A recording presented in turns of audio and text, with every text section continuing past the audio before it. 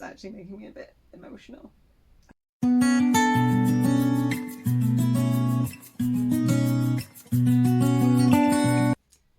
Morning guys, how's things? Welcome back to my channel.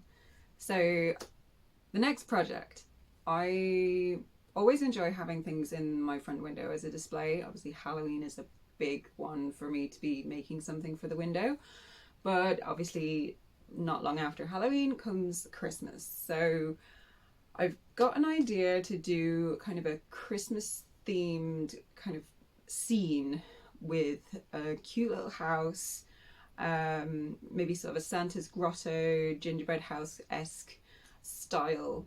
So yeah, we're going to give that a go this time and see how we get on. Apologies for the poor focusing on my camera, it'll kick in just a second. So I have these wooden block bases that have kind of bark around the edges, which I thought would be a really good base. And then trying to keep this at low cost, I'm going to build a house structure out of cardboard. Obviously there's going to be a little door and windows in it and a chimney. I want it to be kind of a cottage-esque feel, make it feel really sort of grotto-y and sort of Laplandy. Obviously a lot of decorations, a wreath on the door, maybe some baubles and some tinsel and things. Now the cottage feel, I really want to have this sort of scalloped roof look that you often see in sort of fairy tales and these sort of fantasy Christmas lands and everything, so we'll try and replicate that, and then we'll probably put some things on the base as a bit of detail, more decorations, maybe a snowman, and I love the idea of a little direction sign as well, pointing to different areas, maybe sort of the elf's house or even actual destinations. You know, I think that'd be really cute. As it is a Christmas theme, we're definitely going to want some snow effect, and I would love to have some lights either on the outside or the inside. Right, so we're ready to start this project. I've used this slice of wood as my base, and then I'm going to probably put a base cardboard layer on top of this just so it has something flat to sit on. And then we're going to build the house structure on top of that and build it up so I can sort of stick things onto that base layer without it sticking to this. So yeah, let's start with the house structure. Using a scrap of cardboard, I just drew around the base piece of wood here and then cut just inside the line so it would hopefully fit pretty flush on top of the piece of wood. Next, we're going to move on to the actual house structure. This took a little bit of working out. I basically took this rectangular box and made it so it would be square, and then flattened the bottom of it and made a sort of point from the other end by pushing in two of the sides. Now I had my husband here to help me with this because logistically I couldn't work it out in my head, so he was explaining the best way that I could do it. So it did take a little bit of time to work this out, but basically on the 4 panels of it being flat, one panel would have a triangle on it, and then there would be the flat panel, and then the third panel would have a triangle on it, and the end one would be a flat panel. I would then cut these out and make sure that they folded in so that the 2 flat panels would sit and create the roof of the house. I hope that explains it clearly enough.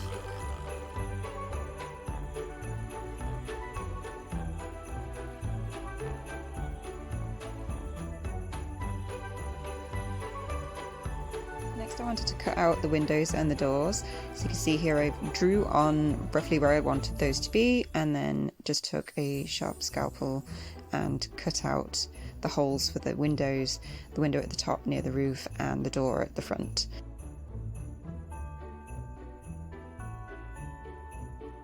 Next on the list was to get the roof structure started. So I drew around the edge of the roof and then made 2 panels out of some more cardboard. This would be the base layer that we would be sticking all of our scalloped tiles on top of. I didn't want to make every single tile individually, so I made this small template that I could then repeat over and over again, which just cut down my time. It still took so long to do, but the effect came out really, really well. So we just did this over and over again, this scalloped template, and cut them out individually, and then started to glue them onto the roof structure.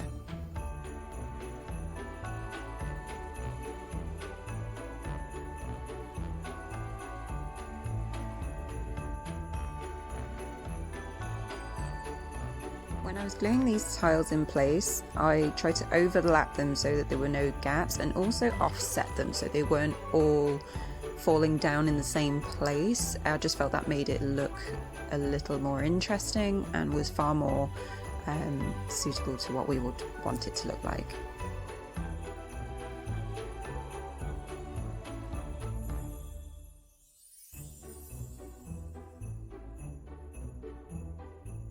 So I'm going to keep cutting out the tiles and attaching them to the roof. We're going to do both sides, and then we're going to do the ridge line along the top to just make it look all cohesive and neat, and then we'll work on the chimney. Using the sloped roof as a guide, I sort of drew out the rough shape of a chimney. I didn't want to make it too fussy, it was just going to be a little detail, so I just used the template here to make sure I get the right angle and to put it in place. Now I knew I was going to be sort of bulking out the base of it, so it didn't need to be overly neat, but we just used a little bit of cardboard and some hot glue and stuck that in place. I took quite a bit of inspiration from Scandinavian houses and a lot of older buildings, and obviously a lot of the films and cartoons that you see around the Christmas period, and a lot of the houses had these beam effect look to it, so I wanted to emulate that. So just took a few bits of extra cardboard and measured out some areas and just cut out some strips and attached them on to then give the beam effect of the house. I also added little shutters on the windows as well. They just looked really plain without anything around them, and I just thought that would add a really cute look to it and make it look more European and Scandinavian than leaving them blank. After finishing the initial cardboard structure, I wanted to add this layer of tissue paper with PVA glue mixed with water. It just makes everything really solid and fills in any gaps that might be there that would show that it's made of cardboard, and it just makes it a little bit easier to paint on top of as well.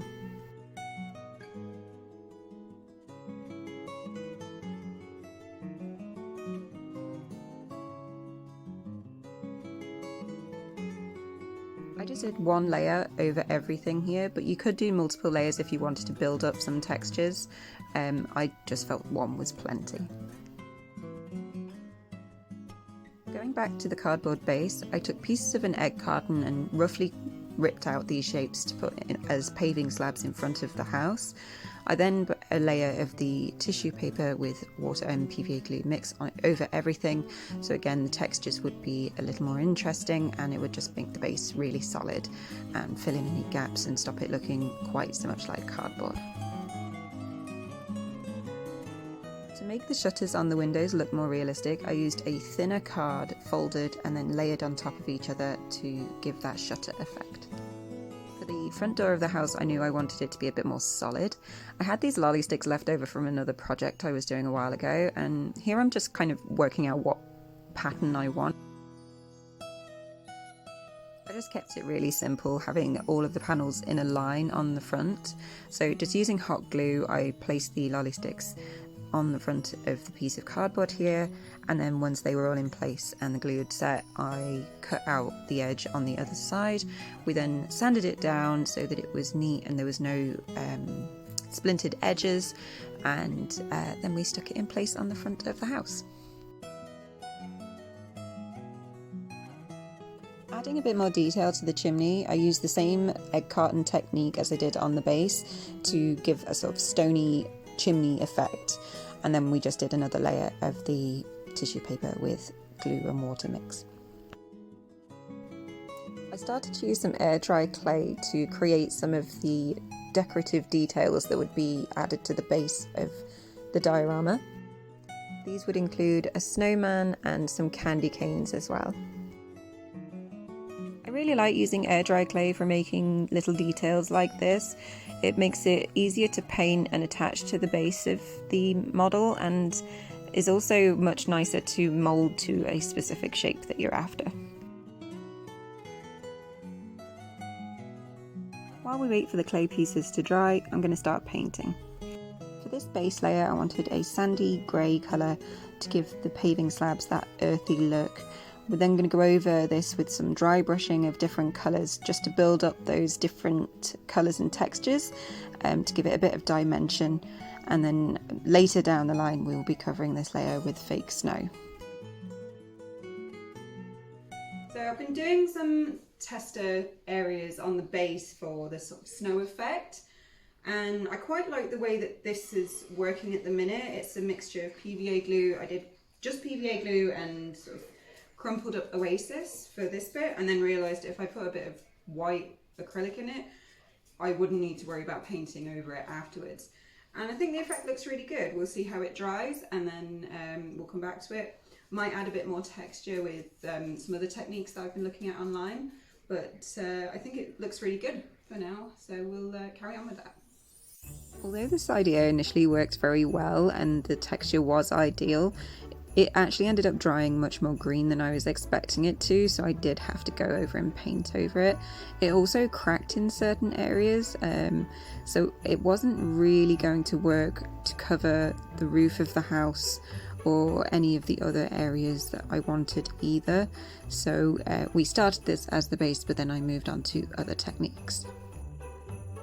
I also started painting the house around this time. I knew I wanted the beams to be a dark wood colour, so I started with those. I wasn't 100% sure on the actual background colour of the house. I was looking for a little bit of inspiration for what I should do for that, but I knew I wanted these beams to be a wooden looking, so we started with a dark brown colour. I took inspiration from some of the photos we took of some towns in Germany when we were travelling. A lot of the houses there had this sandy colour to them, so we took inspiration from that. It actually worked out really well because it looked a lot more gingerbready in colour, which completely went with the theme that we were going for. I also decided to paint the front door bright red as well. I would tone this down a little bit with a bit of dry brushing later, but I really wanted the front door to be bold and to really stand out. I went with a terracotta colour for the roof tiles. I wanted it to be warm and inviting, and definitely this colour was a really good base to start with. Time to paint some of the tiny details as well, starting with these candy canes. I did draw a line along these as a bit of a guide. They were really fiddly and I was shaking so much while I was doing this, but I think they came out really well. I also added a little nose to our snowman and some little arms and his eyes and mouth detail. After dry brushing the house, this is what it started to look like. You could really pick out those details now, and we added little baubles on the front to start the decorating. I did another test for fake snow here using hot glue and then painting it with white acrylic paint. Unfortunately, it dried very shiny and wasn't really the look I wanted to go for. Taking a break from the fake snow tests, I decided to move on to lighting. I bought a cheap set of battery-powered fairy lights and basically punctured holes through the cardboard and pushed the little bulbs through. Now these are LED, so they're not going to get hot, and I secured them in place with hot glue. Ross had the fab idea of leaving two of just the yellow lights on the inside of the house to give the impression that there were lights on inside, and I think it looks amazing. To save me having to paint the inside of the house, I got these bits of plastic that I just cut from a sweet tub and some tracing paper and covered the bit of plastic and then glued this in place behind the window on the inside of the house. This would give it a bit of a frosted look and just made it feel so cozy and so warm. Using a piece of wire and this dried moss, I started to make some of the greenery in the wreath material that I would use on the front of the house. You could always use the fake stuff. This was just things I had from a while back that was dried, and I just wrapped it around this piece of wire. I then went back over it just to secure it a little bit more, but was just using hot glue to stick it down and then secure it in place. As it was really flexible with the wire in it, I could cut it to any length that I wanted and then just secured it with hot glue where I wanted it to sit and bend it into the shape that I wanted it to sit in. To make the wreath for the door itself, I just took another piece of wire and wrapped it around into a bit of a circle and just secured it with hot glue to make a full circle of this material. I could then decorate this how I wanted, using some glittery pipe cleaners as tinsel, and I could secure this all in place with hot glue. Okay, so I did a little bit of a snow test earlier on the base with the crumpled Oasis mixed with PVA glue and white acrylic. Now, at the time, it looked like it was going to dry white, and unfortunately it didn't. It dried very green, so I had to go over it and had to paint over it, which is frustrating, but it's just adding those layers. I should have probably done a tester before I did it on the actual base, but hindsight is brilliant. So yeah, I'm gonna have to go over some of them bits maybe later and see what other techniques work. At the minute, I'm just doing a couple of tests as well. So on the actual, I used hot glue and then painted over with white acrylic. Now, it might need another layer of white acrylic, but I really don't like how it's looking. It just looks too shiny. It looks too fake. It doesn't have the same texture that I'm really after. So here I've done 3 test strips of bicarbonate mixed with PVA glue, and in this first column I also added acrylic paint. So this is the bicarb with glue and paint mixture. It looks quite wet at the minute. I'm hoping it'll dry a little more matte, but it should have that bicarb texture in it. Now the second column is just PVA glue topped with a sprinkling of bicarbonate of soda. Definitely has more of the texture I'm after. So we'll see how that dries and what it looks like once I've removed the excess bicarb. And then in the third column, I've got the mixture from the first column also topped with bicarbonate of soda to try and add more of that snowy texture. So we'll see what these look like once they're dried, and then maybe pick one to use on the roof of the house and maybe to help me out on the base. So the test patches have dried, and I think out of the 3, the mixture topped with the bicarb of soda looks the best. It also sort of dried very matte, so I think that's probably what we're going to do. Let's start with the roof. It just goes to show that doing a test before you start doing anything on your piece really can save you so much hassle. I'm delighted that this technique worked. It looked so much better than any of the other fake snow tests that I had done. I could change the thickness of the level of snow that I wanted, and adding that sprinkle of bicarb on the top just added more texture to it, and it really gave that lovely snowy effect. And this took quite a bit of time, but it was so fun. It just made it feel so Christmassy and really whimsical and lovely, and yeah, really brought together that whole Christmas winter scene that I wanted. I ended up using this mixture not only on the roof, but actually pretty much all over the rest of the diorama, including on the snowman, on around the base of the house, on all of the windows, and on the sign that I had made as well. So it all started to look and feel very, very Christmassy. I decided to secure the house down onto the base so I could build the fake snow layer up around the base of the house to make it look more realistic. I actually made a door at the back so I could still access the lights on the inside, but it meant I could also add details like this pile of wood up against the side of the house, obviously decorating it with the fake snow as well.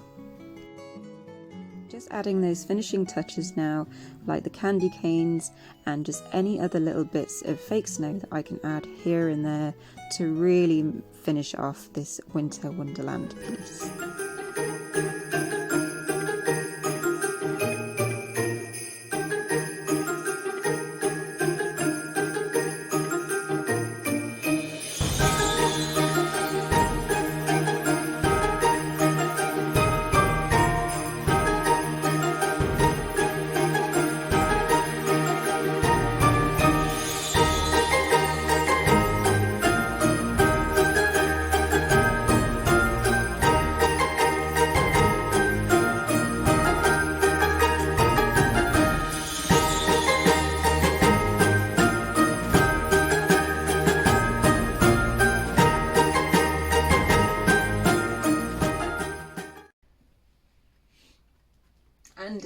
it is. I'm so pleased with how it came out. It looks so freaking cute and really definitely ticks all the boxes for Christmas and whimsical, and I think it's going to look lovely in our front window. I might add a couple of little extra details, maybe some in the windows, so we get the little shadows of maybe Santa and a Christmas tree maybe. And I have actually secured it to this wooden base with some staples as the base was starting to curl up a little bit. But overall, I think it looks great. It's so cute and so different from anything I've done. And I'm really pleased with how the lights came out. Yeah, I'm super proud. So thanks very much for watching. Keep an eye out for any more of my future videos. Don't forget to like, comment and subscribe, and please let me know what you think to my whimsical Christmas cottage. Thanks so much. See you next time.